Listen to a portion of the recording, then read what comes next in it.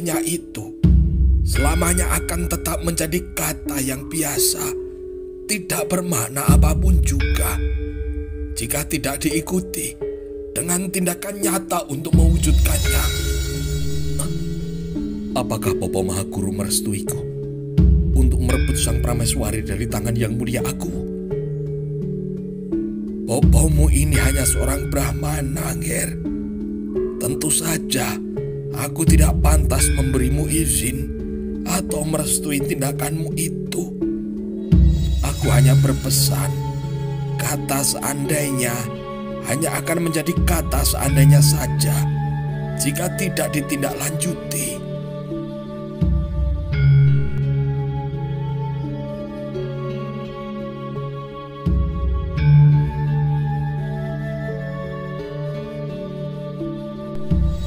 Sementara itu, pergolakan di perbatasan Tumapel semakin memanas. Tunggul Ametung kemudian menitahkan Arok untuk kembali ke pasukan Kolosewu di perbatasan.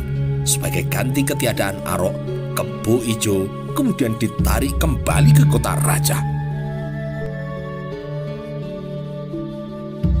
Untuk sementara waktu, Ken Arok harus bersiaga di garis terdepan wilayah Tumapel dan sejenak melupakan bayang-bayang sang prameswari yang luar biasa itu.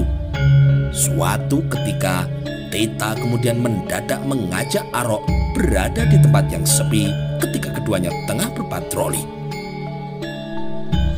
Hei, berandal sagengeng. Arok kini mencoba bercanda dengan sahabat yang telah dianggapnya saudara itu. Ada berita apa yang hendak mau sampaikan padaku? Arok, kubawakan berita maha penting untukmu. Berita? Apa itu? Ini adalah berita besar, Arok. Berita apa, Tita? Pandangan Tita kini mengedar berkeliling, memastikan tidak ada orang lain yang mendengar pembicaraan mereka. Pasukan rahasia kita menangkap seorang Brahmana yang melarikan diri dari Kediri, Arok. Ia mempunyai berita yang bisa jadi membuatmu benar-benar akan mati karena terkejut. Lekas ceritakan padaku, Keparat. Arok, akan ada peristiwa besar di Tumapel. Dandang Gendis tampaknya sungguh-sungguh ingin mengganti akunya. Siapa pengganti Tunggul Ametung? Mahesa Walungan? Tita menggelengkan kepala. Penggantinya adalah kepala pasukanmu sendiri, Kebo Ijo. Tersentak kini sungguh-sungguh Arok dibuatnya. Jagat Pramudita, Kebo Ijo kini hendak menggantikan Tunggul Ametung. Kebo Ijo telah mendapat tugas khusus dari Dandang Gendis untuk menghabisi Tunggul Ametung. Upah keberhasilannya adalah menjadi aku Tumapel, Arok. Tita, kau yakin berita Brahmana itu bisa dipercaya? Ya, sangat akurat. Beberapa kawan kita telah melapor padaku. Mereka juga melihat Kebo Ijo beberapa kali melintas menuju Kediri tanpa sepengetahuan Tumapel. Kawan-kawan kita yang lain juga telah melihatnya melakukan tindakan rahasia. Persiapan khusus nampaknya. Ia telah menggalang kekuatan dengan Empu Gandring untuk melaksanakan tugas rahasianya itu. Empu dari Lulumbang itu, Jagat Pramudita. Siapa lagi kalau bukan dia? Jika berita itu benar, Tita, itu adalah sungguh-sungguh berita yang maha penting. Apa yang harus kita lakukan, Arok? Sejenak kini Arok terdiam. Tita, apakah engkau telah amankan Brahmana pembocor berita maha penting itu? Tenang saja, Arok. Beberapa kawan kita telah mengamankannya. Saksi penting itu kini aman di tempat yang tersembunyi dalam kawalan kawan-kawan kita. Bagus.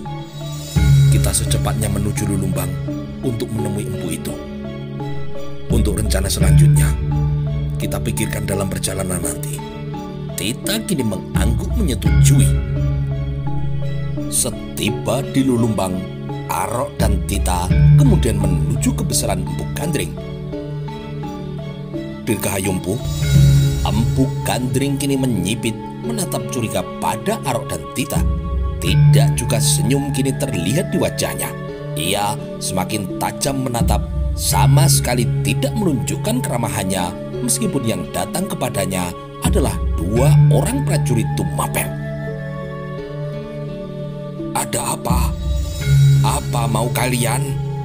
Meskipun geram mendapati sambutan dingin dari Empu Gandring, Arok kini mencoba bersabar. "Empu, aku hendak memesan sebuah keris. Keris khusus buatan Empu sendiri." "Hah, keris khusus buatanku?" Ujung-ujung bibir Empu Gandring kini melengkung ke bawah. "Kalau kalian belum mengerti hitungan, jangan asal ngomong di depanku. Memesan keris khusus buatanku?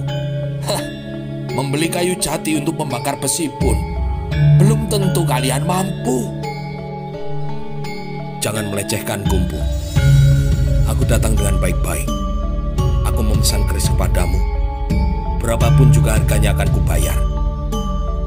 Kau malah meragukan kemampuan membayarku." Kian melengkunglah kini bibir Empu Gandring. Kini ia kembali berkaca pinggang.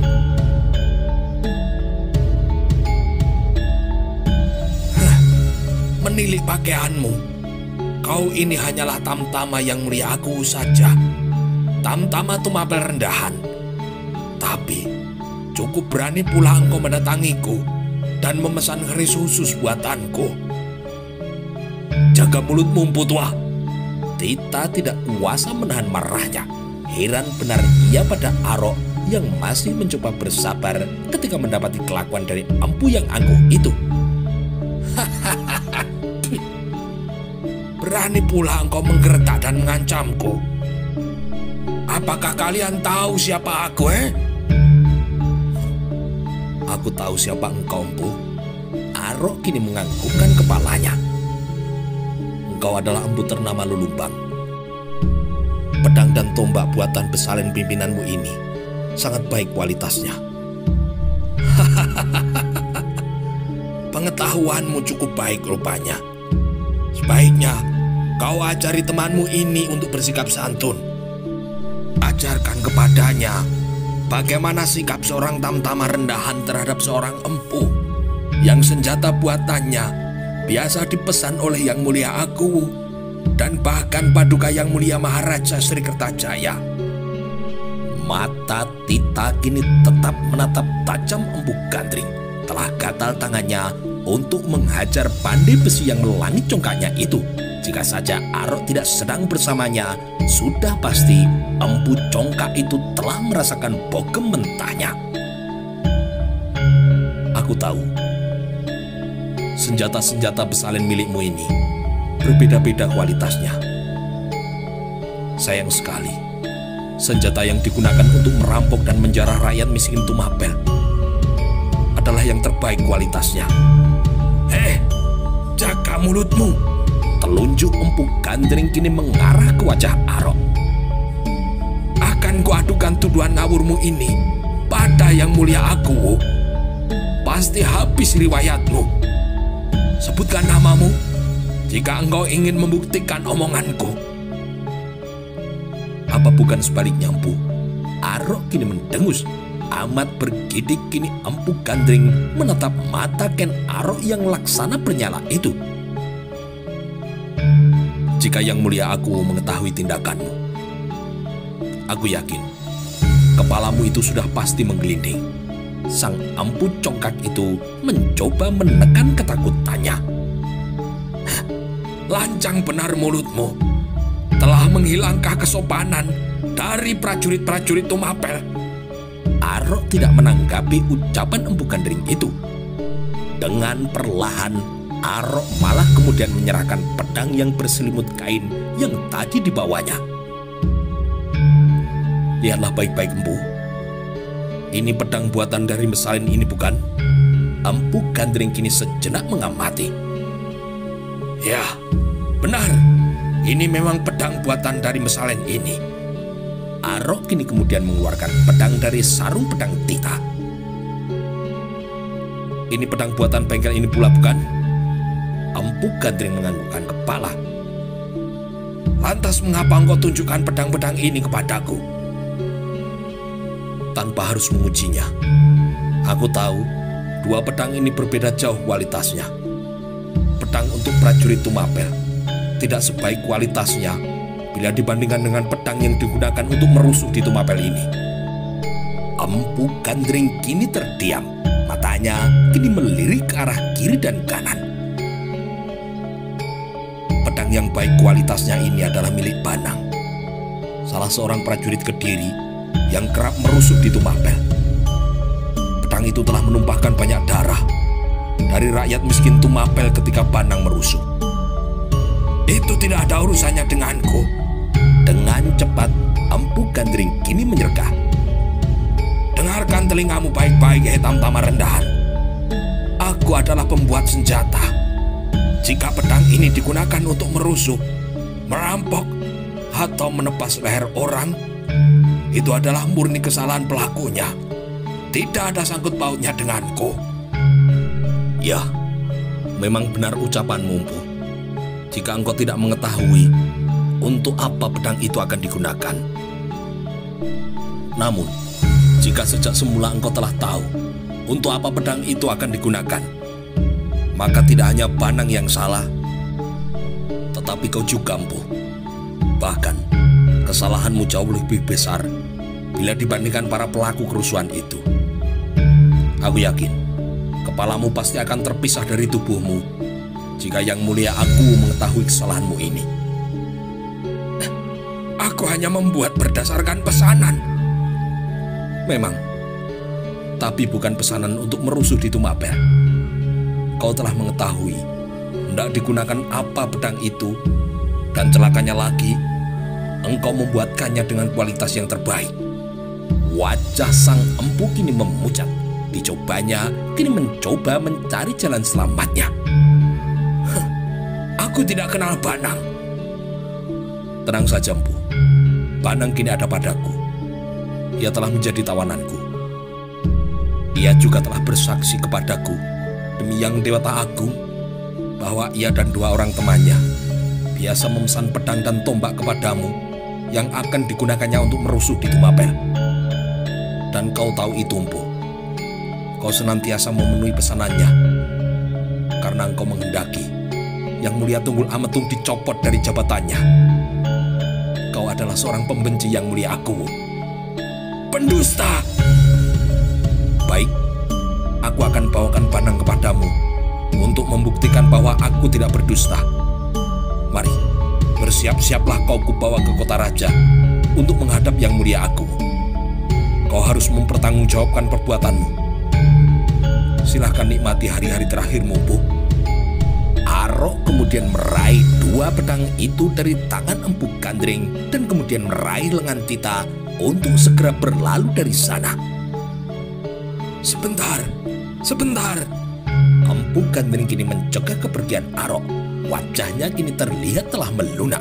Kecemasannya kini terlihat dari wajahnya. "Bagaimana dengan rencana pesanan kerismu? Jangan takut, aku akan membuatkan keris terbaik untukmu. Keris yang akan kutempa dengan tanganku sendiri, asalkan kau mampu membayar. Dan juga tidak kubawa masalah beratmu kepada Yang Mulia Agung." Empu Gandring kini ragu-ragu menganggukkan kepalanya. Arok kini tersenyum. "Jangan khawatir, Empu. Jika kau menuruti perintahku, Banang akan kubinasakan. Masalahmu akan terkubur bersama matinya perusuh itu." Penjilat itu kini memainkan lidahnya. "Ya, aku percaya padamu, Tamtama Perkasa. Kau, bagaimana? Kau nantinya bisa menyediakan sejumlah uang yang kusebutkan?" Empu Gandring kini mencoba beramah tamah. Ia menepuk-nepuk bahu Arok. Ia kemudian menyebutkan sejumlah uang untuk uang panjar pembuatan keris pesanan Arok. "Jangan khawatir, seminggu lagi aku akan datang ke sini membawa sejumlah uang seperti yang kau minta, Empu. Berapa lama kau akan menyelesaikan keris buatanku? Empu Gandring kini terdiam. Ia kembali bersedekap, wajahnya kini menengadah. Perlahan-lahan kepalanya kini mengangguk. Aku akan menyelesaikan kerismu dalam waktu 1 tahun. 1 tahun, jagat Pramudita. Tidak kusangka seorang empu yang terkenal hebat kemampuannya itu tidak lain berkemampuan seperti tukang pandai besi biasa. Sebilah keris pun dijanjikan dalam waktu 1 tahun. Tamtama, membuat keris itu tidak gampang. Perlu waktu yang panjang. 1 tahun itu adalah waktu yang cepat.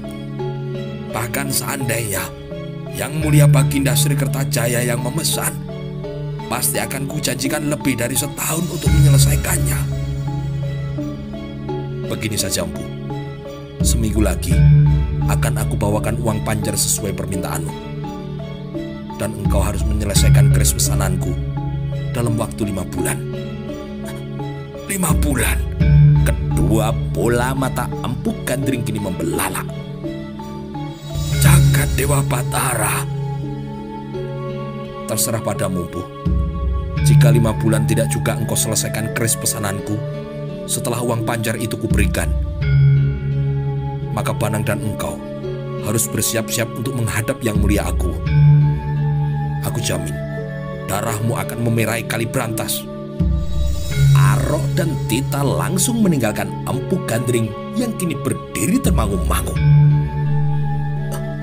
Arok, kau semakin tidak bisa kumengerti. Kenapa, Tita?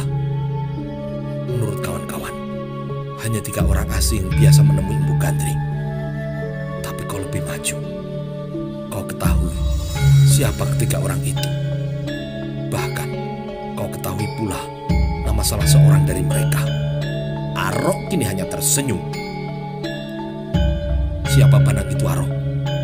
Dan di mana engkau tawan dia? Banang itu adalah prajurit Kediri hayalan, Tita. Prajurit Kediri yang hanya terdapat dalam benakku saja. Benar-benar keparat kau ini. Arok dan Tita kini tertawa bersama. Waktu kini terus bergerak. Arok kini merasa telah berada dalam situasi yang menentukan. Berbagai keterangan yang telah didapatkannya telah dirasanya cukup membawanya mampu memahami situasi yang tengah terjadi baik di Tumapel dan Kediri. Menurut perhitungannya, Sri Kertajaya sungguh-sungguh telah berniat menggantikan Tunggul Ametung. Penyebabnya karena sering terlambatnya Tumapel dalam mengirim upeti ke Kediri. Maharaja Kediri itu juga merasa Aku Tumapel tengah merencanakan suatu gerakan rahasia yang bisa jadi mengancam kekuasaannya di kemudian hari. Untuk menerapkan rencananya, ia kemudian meminta para prajuritnya merusuh di Tumapel dengan mengenakan seragam prajurit Tumapel. Dengan demikian, ia telah menciptakan permusuhan di antara prajurit dan rakyat Tumapel. Ia bisa jadi punya alasan untuk menyerbu Tumapel guna memadamkan kerusuhan itu. Khusus untuk melenyapkan Aku Tumapel itu, Sri Kertajaya meminjam tangan Kebu Ijo. Jika Kebu Ijo berhasil membunuh Tunggul Ametung, dibalasnya dengan jabatan selaku pengganti Tunggul Ametung. Namun jika gagal, namanya tidak akan disangkut pautkan dengan kejadian di Tumapel itu. Itu murni adalah kegagalan Kebu Ijo dalam menggulingkan Tunggul Ametung. Untuk kecerdikan siasat Sri Kertajaya itu, Arok hanya bisa geram dalam hatinya. Ia meludah seraya mengumpat-umpat terlahan. Di lain pihak, Kebu Ijo tentu saja mau melaksanakan perintah dari Sri Kertajaya itu. Betapapun setianya ia pada Tunggul Ametung, namun jabatan Aku Tumapel akan memberinya keuntungan yang lebih banyak. Ia tahu kedikdayaan Tunggul Ametung dan tahu pula bagaimana ia melawannya, yaitu dengan keris buatan dari Empu Gandring. Empu Gandring, empu tua itu tidak ubahnya pintar mencari sarang untuk menguntungkan dirinya. Siapapun yang menguntungkannya pasti akan didukungnya. Nampaknya ia berusaha kian mengobarkan perselisihan antara Tumapel dan Kediri agar senjata-senjata buatannya laku keras. Selama kondisi Tumapel baik-baik saja, tidak banyak uang yang mengalir kepadanya. Adu domba Tumapel dan Kediri telah menjanjikan keuntungan melimpah bagi dirinya. Melawan siasat-siasat itu, Arok kemudian menerapkan siasatnya pula. Ia tahu Empu Gandring hanya bisa menyelesaikan satu keris ampuhnya dalam waktu yang lebih dari setahun. Dengan sedikit gertakan, ia telah memintanya bisa menyelesaikan keris pesanannya dalam waktu 5 bulan saja. Dengan cara itu, empu tua itu tentu akan kesulitan seandainya Kebo Ijo memesan keris kepadanya. Satu-satunya cara agar Kebo Ijo bisa membunuh Tunggul Ametung adalah meminjam keris pesanannya. Arok sendiri tidak terlalu risau memikirkan Kebo Ijo dan Empu Gandring selanjutnya. Ia yakin Kebo Ijo dan Empu Gandring akan saling menikam untuk menutupi rahasia di antara mereka. Lebih besar kemungkinan Kebo Ijo yang akan melenyapkan Empu Gandring, mengingat empu itu kerap tidak bisa menjaga mulutnya, terlebih-lebih jika dilambaikan uang ke arahnya. Arok yakin dengan siasatnya, maka secepatnya ia menuju Karuman untuk menemui Bopo Bangu Samparan. Ia ingin menagih janji Bopo angkatnya itu yang bersedia membantu kesulitannya. Dari Karuman, ia berhasil membawa sejumlah uang untuk uang panjer pemesanan kerisnya. Bangu Samparan kini benar-benar memenuhi janjinya, dan ia bahkan juga menyediakan sisa pembayaran untuk Empu Gandring yang bisa diambil Arok sewaktu-waktu. Maka bersama Tita, ia kemudian kembali ke Lulumbang menyerahkan uang panjar seraya berujar pada Empu Gandring. Empu, berjanjilah demi Yang Pancagina, 5 bulan dari waktu sekarang ini, pada waktu yang sama, kau akan menyelesaikan keris pesananku. Tamtama, beri aku waktu lebih lama lagi agar sempurna keris buatanku untukmu. Empu Gandring masih mencoba menawar. Wajah congkaknya menghilang dan kemudian berubah menjadi iba. Berjanjilah, Empu. Tamtama, aku tidak suka tawar-menawar, Empu. Aku telah penuhi janjiku. Ku minta engkau untuk memenuhi janjimu. Berjanjilah di depan Yang Pancagina. Jika engkau tidak bersedia, lebih baik engkau nyatakan sekarang dan ikut kami ke Kota Raja. Tubuh empu tua itu kini menggigil. Baiklah, tidak ada jalan lain baginya kecuali menuruti perintah dari Ken Arok. Berjanjilah, Empu. Aku tidak percaya dengan ucapan baiklah darimu saja. Aku baru puas jika kau berjanji di depan Yang Pancagina untuk menyelesaikan keris pesananku sesuai waktu kesepakatan kita. Empu Gandring kini terpaksa memenuhi permintaan Ken Arok. Di depan patung Yang Pancagina, ia mengucapkan janji sesuai permintaan Arok. Bagus, Empu. Arok kini menepuk-nepuk bahu Empu Gandring. Ingatlah baik-baik. Jangan sekali-kali berani mempermainkanku. Setiap tindak tandukmu, setiap gerak-gerikmu, pasti akan mendapat pengawasan orang-orangku. Sekali saja terlihat engkau hendak menyalahi janjimu, atau berani mempermainkanku, panang selekasnya akan kubawa ke hadapan Yang Mulia aku. Empu tahu akibat selanjutnya. Para prajurit Tumapel pasti akan menyeret tubuh tuamu itu dengan tarikan tambang dari kuda-kuda mereka menuju Kota Raja. Sebelum akhirnya kepalamu akan dipenggal. Ingat baik-baik peringatanku ini, Empu. Dirgahayu. Tita dan Arok kini kemudian berlalu. Kau yakin Empu itu akan memenuhi janjinya? Tita kini mengungkapkan tanya setelah mereka meninggalkan dusun Lulumbang. Jangan khawatir, Tita. Selama prajurit Kediri bayangan itu bersamaku, Empu Gandring pasti akan memenuhi janjinya. Terlebih-lebih, Ia telah berjanji di depan Hyang Pancakina. Amat ketakutan tentu ia mendapat kutuk dari Hyang Pancakina, melebihi ketakutannya pada pedang pemenggal lehernya. Aro, kau memang pantas menjadi pemimpinku. Sejak dulu aku selalu mengagumi kecerdikanmu. Aku yakin suatu hari nanti kau akan menjadi pemimpin yang sesungguhnya. Tidak hanya memimpinku dan kawan-kawan, tetapi juga seluruh Tumapel.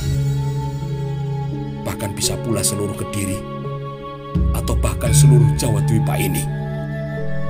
Alah, simpan saja kekagumanmu itu, Brandal Sagenggeng. Keduanya kemudian tertawa bersamaan.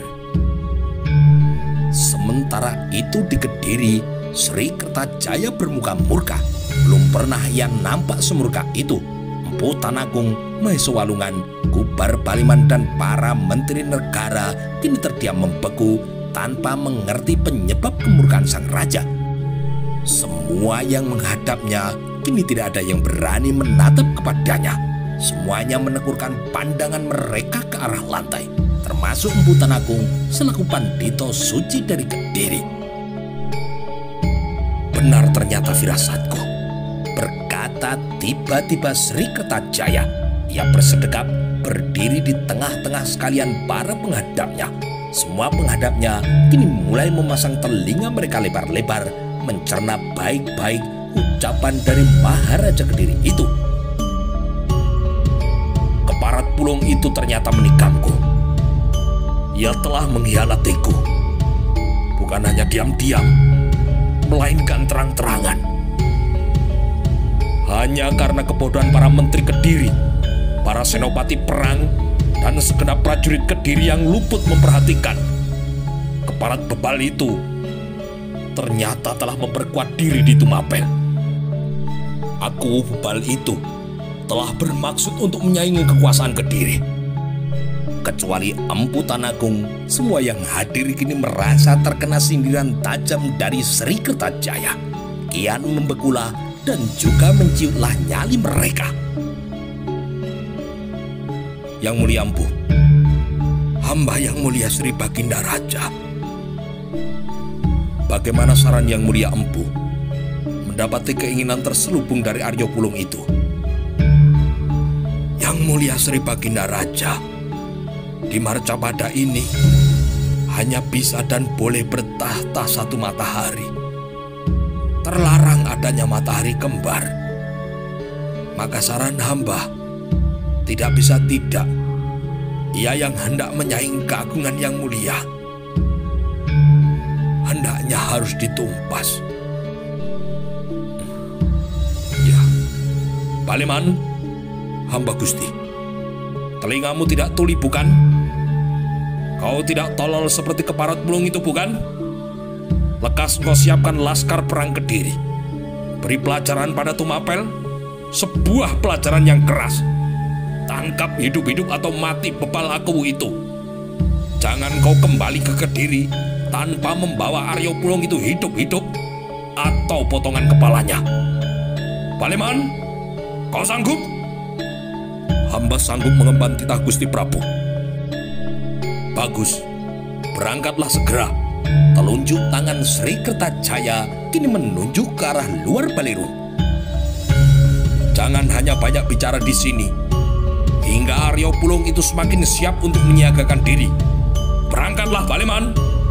Kubar Baliman kemudian mengaturkan sembah dan lantas bergegas keluar dari Balirung istana.